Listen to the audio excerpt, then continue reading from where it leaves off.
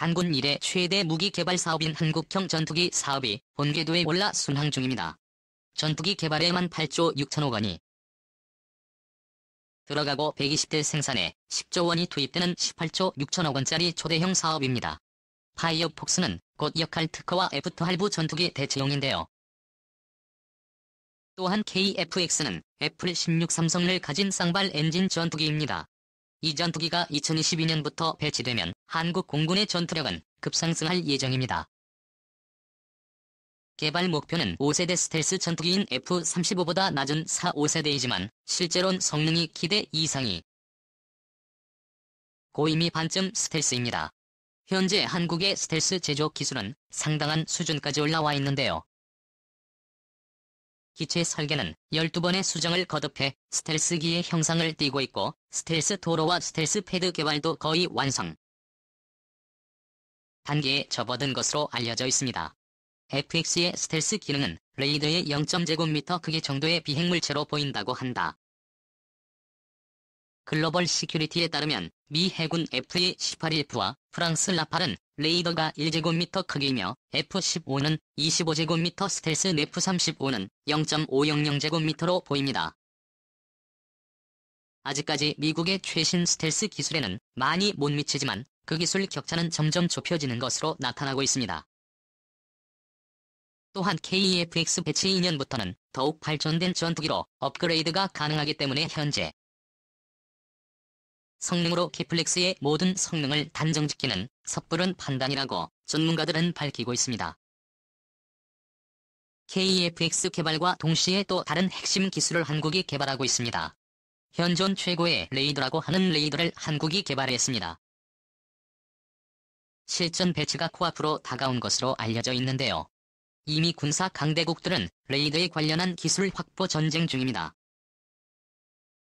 미국은 이는 다른 나라들보다 멀찍이 앞서 있고 하드웨어의 성공 단계인 유럽, 러시아, 중국은 그 뒤를 바짝 뒤따르고 있습니다.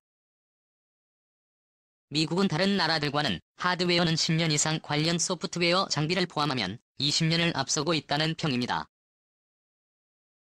위상 배열 전자주사 레이더는 의사와 피살 레이더 이렇게 두 가지가 대표적입니다. 원리는 다르지만 구조는 기본적으로 거의 같습니다. 이들 전자식 레이더 구조를 대략 세 부분으로 분류하자면 맨 앞에 위치하면서 1000개 이상의 방사포들이 박힌 안테나 부, 그 뒤에 위상 배열 구동부 그리고 맨 뒤에 레이더 관련 전자장비들이 위치해 있습니다. 오늘은 한국이 개발하고 있는 레이더에 대해 알아보겠습니다. 우선 A사는 기존의 레이더 시스템 대비 몇 가지 장점이 있는데요. 모듈들이 모두 독립적이라 몇 개 모델이 고장 나도 레이더 작동에는 하등의 지장이 없습니다. 또한 A사는 기계적 구동부가 없으므로 고장이 잘 안 나기로 유명합니다. 고장 간격 주기가 기계식에 비해 5배 길기 때문에 유지 보수에 따른 전투력 손실이 적습니다. 또한 모듈들이 제각기 다른 주파수를 만들어 방사하는 것이 가능하므로 저기 재밍에도 아주 강하. 고탐지 각도를 높여온 레이더파를 방사원에 송신해서 재밍을 볼 수 있는 강력한 시험 능력도 갖고 있습니다. 미국 사내이사에 국한된 것이지만 레이더파 방사 자체가 무기가 되는 무시무시한 고성능의 집행과 이해 능력도 있습니다. 이는 레이더 자체가 전자전 무기가 되는 것인데요. 여기서 더 나아가 반대로 기존에는 탐지가 어려웠던 상대방의 미세한 레이더파도 증폭해서 탐지하는 것도 가능합니다. 에서는 적용 방법에 따라 아직도 개발 여지가 무궁무진하다는 것이 전문가들의 의견입니다. 목적에 따라 레이더 주파수 변형이 가능하므로 기존에는 탐지가 어려운 지상에서 밀착해서 날아오는 순항 미사일이나 유해 부위 그리고 낮은 RCS 비행체 대상에도 아주 유리합니다. 모듈들이 독립적으로 작동하므로 레이더파를 나눠 대지상 대공을 동시에 탐지 추적하는 것도 가능하고 주사 각도도 마음대로 조절이 가능하기 때문에 돋보기로 기술 모드 시주석 각도를 좁힐 수 있어서 탐지거리도 2배 가까이 늘어납니다. 이렇듯 기존 레이더에서 사용하지 못하는 기능들을 모아놓은 것이 A사 레이더입니다. 그렇기 때문에 레이더를 최고의 레이더 시스템이라고 하는 것이지요. 현재 한국은 이런 세계 추세에 맞춰서 레이더를 더욱 강력한 시스템으로 개발 중인데요. 한화 시스템이 한국형 전투기 TF에 탑재할 능동 이상 배열 레이더를 추가적으로 자동 지형 추적 기술을 적용하여 베이스 레이더를 더욱 강력하게 개발 중입니다. 한화 시스템은 국방과학연구소와 4만 70억 원 규모의 사업 계약을 체결했습니다. 레이더의 원리는 잠자리 눈에서 자간하였고 1만 개에서 3만 개의 눈으로 구성된 공간을 가지며 나눈 둘은 3천 구조로 높이 및 각도가 상이한 곳에서 이동하는 물체를 감지할 수 있습니다. 따라서 이사례들 송수신 모델이 500m에서 1000 방위각과 고각 방향을 고려하여 일정하게 배열되어 있으며 이 모델들이 잠자리에 남는 돌처럼 각각의 목표물들을 동시에 탐지 추적할 수 있습니다. 미군이 사용하는 이지스 함의 레이더는 1000km 정도까지 탐지가 가능합니다. 한국의 이지스함 세종대왕도 같은 레이더를 사용하고 있습니다. F-15K의 레이더의 경우 190km입니다. 이번에 개발되는 한국형 전투기 사업 계획의 인사레이더도 이에 버금가는 성능으로 개발 중입니다. 참고로 F-50에 탑재된 이스라엘 타사의 EN-203 레이더의 경우 137 정도 탐지가 가능합니다. 반면 한국의 레이더 개발은 어떻게 보면 한국에게는 큰 도전이었습니다. 전투기를 독자 개발한 경험이 없는 한국으로선 레이더의 최고 기술이라 할 수 있는 레이더 개발은 무모한 도전이었습니다. 특히 미 정부가 기술 제공을 거부한 레이더와 적외선 추적 장비 전자광학 표적 추적 장비 통합 전자전 장비의 국내 개발은 최대 관건이었습니다. 이 가운데 전투기의 눈인 레이더 기술은 선진국이 유출을 엄금하고 있고 레이더의 나머지 세 가지는 이미 한국이 개발한 적이 있어 어려움이 비교적 적었습니다. 하지만 레이더는 아무리 한국이 전자 강국이라고 하더라도 만만치 않았기 때문인데요. 현재 개발 중인 국산 레이더는 5mm 크게 잠자리 혼돈과 같은 모두 10만 88개를 원형판에 박아놓은 것입니다. 모델마다 레이더파를 내보내 각각 표적을 탐지하는데 눈이 10만 88개인 셈입니다. 미국의 835의 레이더는 약 1200개 모듈로 구성되어 있습니다. 기계식 레이더와 달리 전자적으로 레이더 빔을 조사하기 때문에 수십 개의 표적을 동시에 신속하게 탐지 추적할 수 있습니다. 탐지거리는 180km로 알려져 있습니다. 이번에 개발되는 한국형 미사일 레이더는 공중은 물론 지상과 해상의 이동 표적까지 추적해 KTX에 장착된 미사일로 곧바로 타격하도록 도와주기 때문에 그래서 다기능 위상 배열 레이더라고 부르고 있는 것입니다. 이뿐만이 아닙니다. 현재 한국이 개발 중인 자동 지형 추적 기술은 레이더 센서를 이용해 지형을 감지하고 자동으로 일정 고도로 비행하도록 제어할 임무 성공률을 높이는 소프트웨어 기술로 일부 선진국에서만 개발에 성공한 첨단 기술입니다. 자동 지형 추적 기술의 배경은 1차 세계대전을 통해 전장에서 적을 먼저 탐지하고 공격하기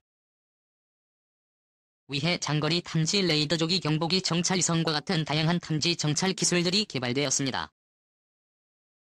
또한 반도체 및 신호 처리 기술의 진보로 다중주파수 신호에 대한 동시 처리 기술이 발전되면서 위상 배열 레이더의 성능은 비약적으로 향상되었으며 적어도 보습 비행과 야간 및 모든 날씨에서 안정적 비행을 위해 지형 추적 기능이 발전되었는데요.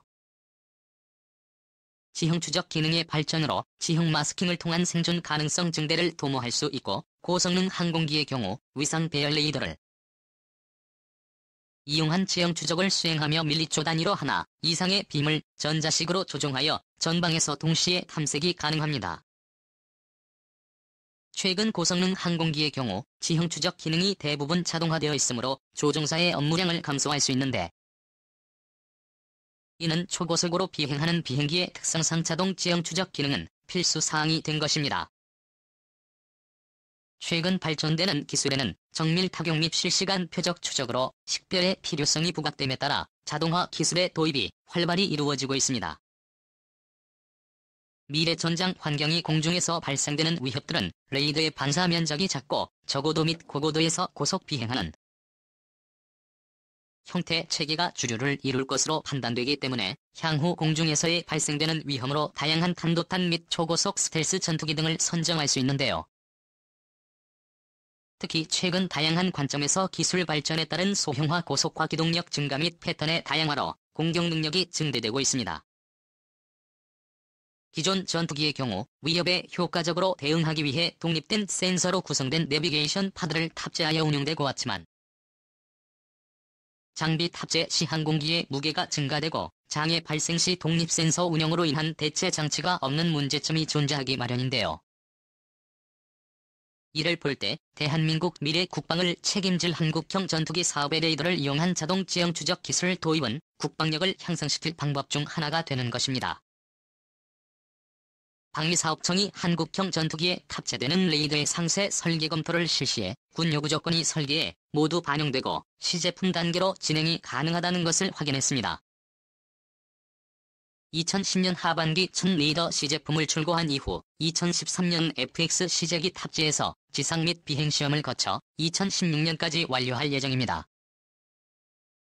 국방과학연구소에서 주관하고 하나가 제작을 하면서 세계에서 14번째로 레이더를 개발하게 됐는데요. 국산 레이더를 시험평가한 이스라엘의 엘타, 이스라엘의 레이더보다 우수하다고 평가했습니다. 모두의 소재도 첨단이고 레이더를 구성하는 16개짜리 모듈 세트는 주목의 3분의 크기 정도로 소형화했는데요. 모듈 개당 단가는 4,500만원으로 그랜저 풀옵션 자동차 한 대 값보다 비싸입니다. 이 모듈을 해외에서 수입하면 8천만원 이상입니다.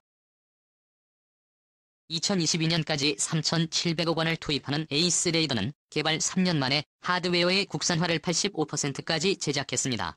내년까지 완전 국산화할 계획으로 추진 중입니다. 올 봄까지 이스라엘에서 지상과 공중 시험을 마치고 12월부터 한국에서 공중 시험에 들어갑니다. 이제 한국은 세계 군사 강국들이 이룩해왔던 길을 걸어가고 있습니다. 모두 불가능하다고 생각했던 길을 걸어가고 있는 것입니다. 처음 가는 길게 다른 길로 접어들 수 있고 느릴 수도 있습니다. 하지만 한국이 지금 가는 길은 자주국방의 길인 것은 분명합니다. 지금까지 세상의 모든 이야깃거리를 얘기하는 거리였습니다. 시청해주셔서 감사합니다.